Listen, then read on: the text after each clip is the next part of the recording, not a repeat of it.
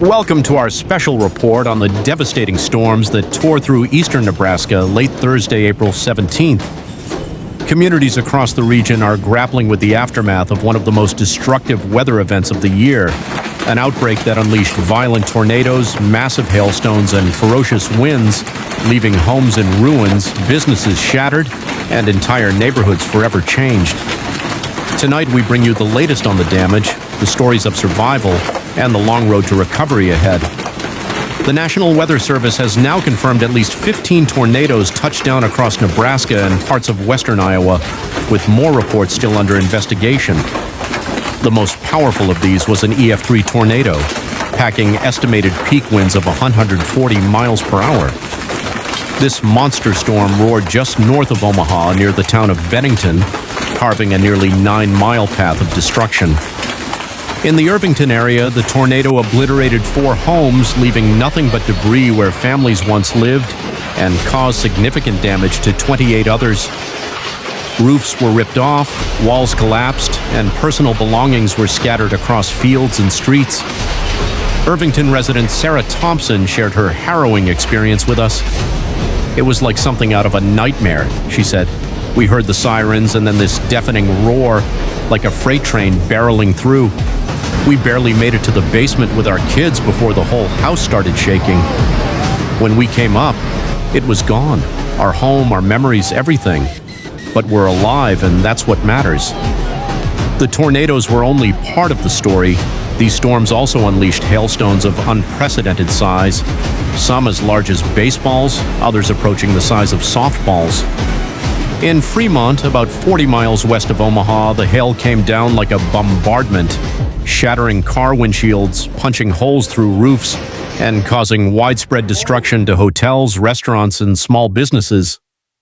At the Fremont Inn, guests described a chaotic scene as windows exploded inward, forcing families to huddle in bathrooms and hallways for safety. Local business owner Mike Reynolds told us, "I've lived here my whole life, and I've never seen anything like this. The hail just kept coming, and by the time it stopped, my store's front was completely gone." The storm's fury also contributed to a tragic incident the following day. On Friday, April 18th, a small single-engine airplane crashed into the Platte River just south of Fremont. All 3 people aboard, 2 passengers and the pilot, lost their lives. While investigators from the National Transportation Safety Board are still examining the cause, the crash occurred shortly after the region was battered by the hailstorm and high winds. Authorities are looking into whether lingering weather conditions such as turbulence or damage to the aircraft from hail may have played a role alongside possible mechanical issues. The names of the victims have not been released pending notification of their families. The scope of the damage is staggering.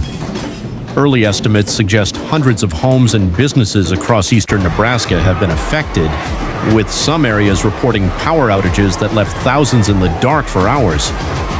Emergency response teams, including local fire departments, police, and National Guard units, have been working around the clock to clear debris, secure damaged structures, and assist displaced families. The American Red Cross has set up temporary shelters in Omaha, Fremont, and Blair, providing food, clothing, and a safe place to stay for those who have lost everything.